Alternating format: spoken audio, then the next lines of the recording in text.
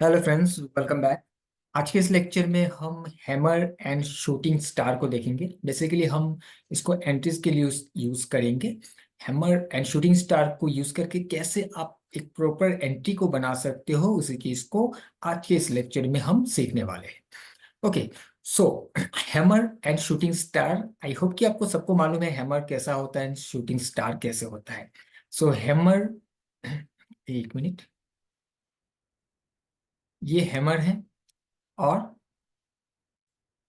ये shooting star है। तो सबसे पहले आपको ये ध्यान देना होगा कि हैमर का जब भी फॉर्मेशन होगा हमें ये चाहिए कि विक लंबा है, लॉन्ग विक होना चाहिए। सेम शूटिंग स्टार में भी लॉन्ग विक होना चाहिए, यानी कि बॉडी से बड़ा विक होना चाहिए, बॉडी से बड़ा विक होना चाहिए, तभी हम उसको कंसिडर करेंगे हैमर या फिर शूटिंग स्टार पर। कुछ ऐसे बनेगा तो हम इसको शूटिंग स्टार कंफर्म या फिर कंसिडर नहीं करेंगे। हमारे लिए ये लंबा ऐसा होना चाहिए कि बॉडी से बड़ा इसका विक होना चाहिए, तभी हम इसको कंसिडर करेंगे हैमर या शूटिंग स्टार। अब इसको कैसे ट्रेड करना है इस चीज को देखते हैं। सो इसका ट्रेड जो आप लोगों को अभी तक ट्रेडिंग का या फिर एंटीज का जो मेथड बताया गया था, जो भी मॉड्यूल बताया गया है, तो उसमें एक चीज कॉमन है कि किसी ना किसी सपोर्ट से, किसी ना किसी डिमांड से, किसी ना किसी पॉइंट ऑफ इंटरेस्ट से ही आपको ट्रेड करना है, चाहे बाइंग के लिए हो चाहे सेलिंग के लिए हो। ओके, सो इसको भी हमें उन्हीं एरिया पर ही यूज करना है। एग्जाम्पल के लिए ये हमारे पास एक पॉइंट ऑफ इंटरेस्ट है, एक ऑर्डर ब्लॉक है। जब भी प्राइस नीचे आएगा, मान लेते हैं प्राइस कुछ इस तरीके से नीचे आ रहा है, ठीक है, और इस वाले एरिया को जब ये अप्रोच करेगा, हिट करेगा, तो कुछ ऐसे कैंडल बना देगा। ज्यादातर केस में आपको रेड ही दिखेगा, बट ग्रीन दिखता है तो और भी ज्यादा स्ट्रांग है। बट रेड को भी हम यूज कर सकते हैं, कोई दिक्कत नहीं कि रेड होता है तो हम इसको नहीं मान सकते कि हम रेड को भी ले सकते। कलर कुछ ज्यादा मैटर नहीं करता। बट अगर ये ग्रीन फॉर्म हो जाता है तो इसमें और भी ज्यादा स्ट्रेंथ दिखता है, राइट। अब करना क्या है, देखिए, जब भी एक हैमर बनता है, जब भी एक हैमर ऐसा बनता है, या फिर आप उल्टा देखोगे तो एक सप्लाई एरिया है, सप्लाई एरिया को हिट करते ही कुछ इस तरीके से एक शूटिंग स्टार बनेगा। हिट करते लॉन्ग वीक रिजेक्शन के साथ एक कैंडल बनेगा।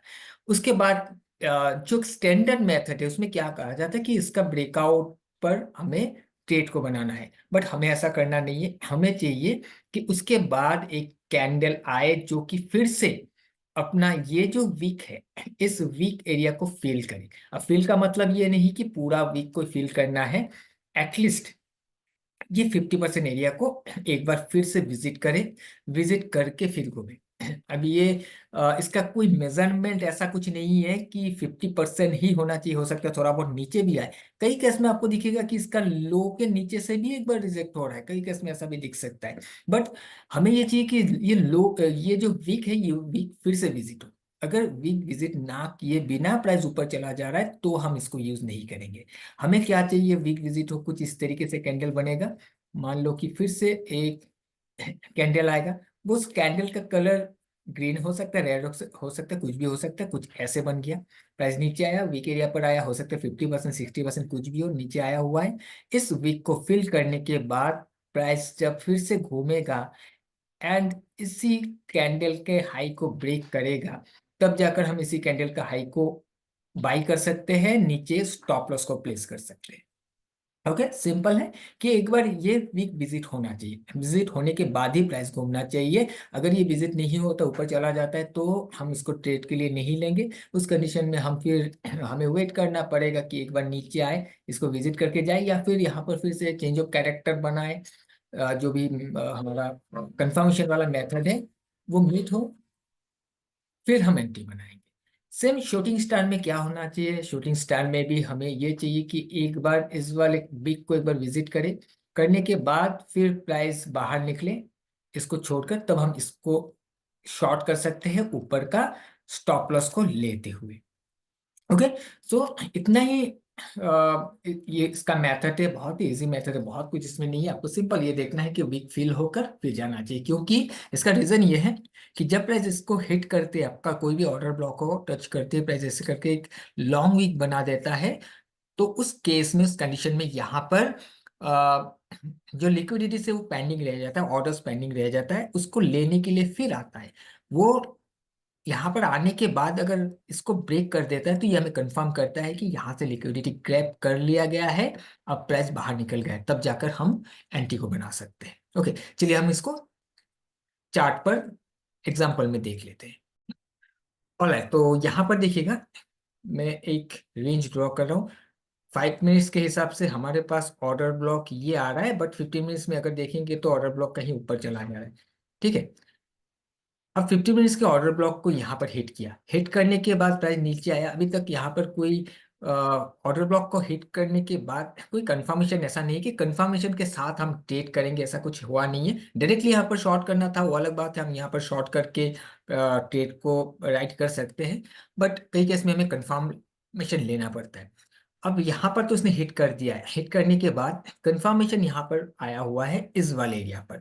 अब इस वाले एरिया पर देखोगे तो पीछे लिक्विडिटी भी ग्रैब किया गया है, देखिए इसके ऊपर से स्विप है, इस वाले एरिया के ऊपर भी गया हुआ है, और यहाँ पर एक शूटिंग स्टार बना हुआ है। देखिए लॉन्ग वीक है, छोटा सा बॉडी है। अब अगर हम इस वाले वीक को ड्रॉ करें तो आपको यहाँ पर दिखेगा कि प्राइस इस वाले वीक के अंदर फिर से गया, जाने के बाद यहां पर आकर ये फिर से बाहर निकल गया, क्योंकि इस जगह पर जब वीक बनाया था प्राइस डायरेक्टली नीचे आ गया, लोअर लो बनाते हुए नीचे आया, ये पेंडिंग था।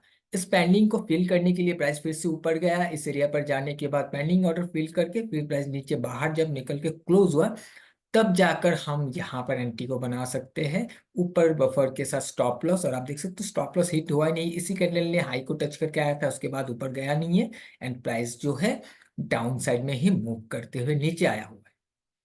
ओके, तो ये एक एग्जाम्पल था, और एक यहाँ पर देखते हैं। एक्चुअल में यहाँ पर हुआ नहीं है, फिर भी मैं आपको दिखा देता हूँ। इस एरिया को देखिए, यहाँ पर एक लॉन्ग वीक बना हुआ है। अब ये लॉन्ग वीक यहाँ पर फिल हुआ, लेकिन ये बहुत ज्यादा ऊपर नहीं गया हुआ है, तो इसको क्या हम कंसिडर करें या नहीं कर सकते? कर सकते हैं। हाँ, यह है कि थोड़ा सा हो सकता है रिस्क ये रहेगा कि और एक बार ऊपर आए, इसको एक बार टच करके फिर गिरे, थोड़ा बहुत ये रिस्क बना रहता है। लेकिन जब ये प्राइस नीचे गिरा है, ये बनने के बाद लोअर लो करके नीचे गिर गया ना, गिरने के बाद देखिए प्राइस ये घूमकर ऊपर गया, घूमकर ऊपर गया, इस वीक एरिया के अंदर गया, इस वाले कैंडल के हाई को स्वीप करके प्राइस बाहर निकल गया।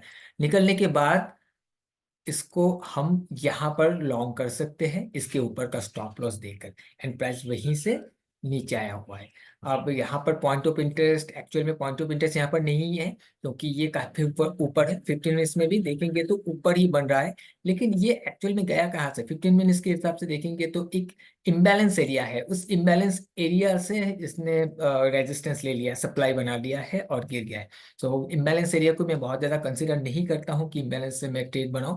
मैं वेट करता हूं अपने ऑर्डर ब्लॉक को या फिर पॉइंट ऑफ इंटरेस्ट को हिट करके कोई कंफर्मेशन दे तभी, क्योंकि उस जगह पर इम्बैलेंस अगर होता है तो वो इंड्यूसमेंट भी क्रिएट कर सकता है, ट्रैप हाई ट्रैप लो क्रिएट कर सकता है, ताकि लिक्विडिटी क्रिएट हो और वो हंट करके फिर अपने जो भी मूवमेंट है उसको प्रोसीड करे। सो ये एक एग्जांपल है। अब और एक एग्जांपल मैं दिखा देता हूं, जो कि मैं आपको इंडियन मार्केट में मैं वो दिखाता हूँ। ऑलराइट, सो ये रिलायंस का चार्ट है आपके सामने, और रिलायंस को अगर देखोगे, ये जो एक रेंज, बहुत बड़ा सा एक रेंज आप यहाँ पर देख रहे हो, ये एक्चुअल में डेली का पॉइंट ऑफ इंटरेस्ट है। ओके, सो यहाँ पर देखिएगा डेली के पॉइंट ऑफ इंटरेस्ट से प्राइस ऑलरेडी निकल चुका था, निकलने के बाद प्राइस यहाँ पर नीचे आया, नीचे आकर फिर यहाँ पर अपने कैरेक्टर को चेंज किया। अब कैरेक्टर को यहाँ पर चेंज करने के बाद जब प्राइस रिट्रेस करके नीचे आ रहा है, हमें इसी वाले लेग पर किसी ना किसी पॉइंट ऑफ इंटरेस्ट से इसको लॉन्ग करना है। अब यहाँ पर ऐसा कोई भी पॉइंट ऑफ इंटरेस्ट या फिर ऑर्डर ब्लॉक नहीं दिख रहा है जो कि मिटिगेट नहीं हुआ है, जो कि इम्बैलेंस छोड़ के गया, ऐसा कुछ नहीं है। तो उस कंडीशन में हम लोएस्ट कैंडल को यूज कर सकते हैं जिसने लो बनाया हुआ है, तो इसको हम यहाँ पर खींचते हैं। अब देखिए प्राइस ऊपर से नीचे आया, नीचे आने के बाद इसको हिट किया, ये लगभग इसका वीक एंड बॉडी लगभग सेम है, तो हम इसको कंसीडर नहीं करेंगे कि हमारा कोई यहाँ पर हैमर बना हुआ है। यहाँ से प्राइस ऊपर गया, इस वाले कैंडल को देखिए, यहाँ पर बॉडी से लंबा वीक बना हुआ है।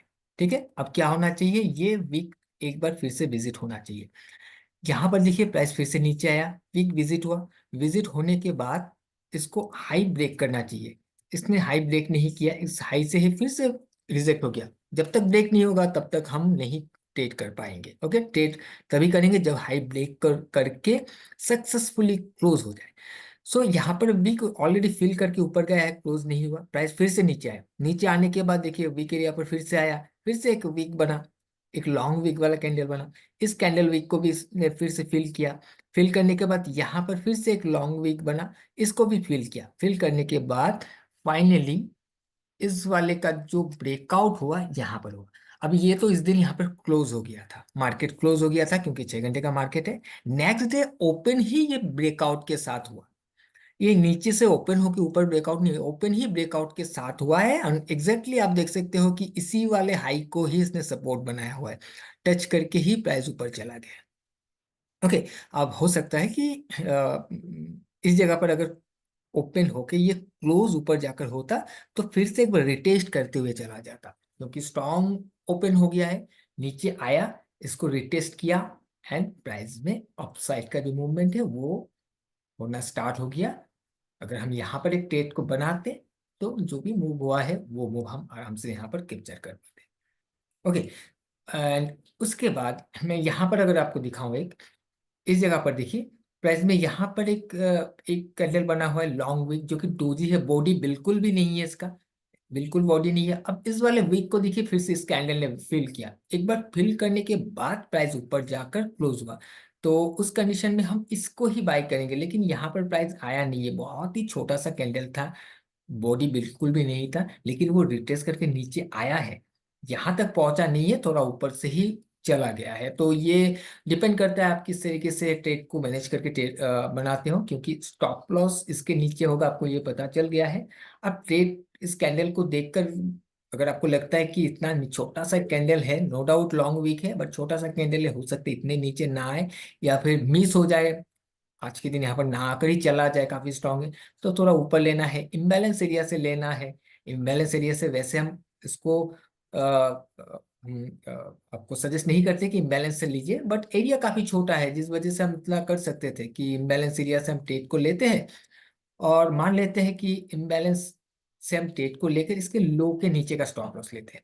तो कितना पॉइंट आ रहा है, 0.7, अगर हम बफर लेते हैं तो 0.07 से थोड़ा बढ़ जाएगा, 0.10% का स्टॉप लॉस, यानी कि बहुत छोटा स्टॉप लॉस के साथ ये ट्रेड बन जाता, काफी ऊपर गया हुआ है इस दिन इसका जो भी मूवमेंट था।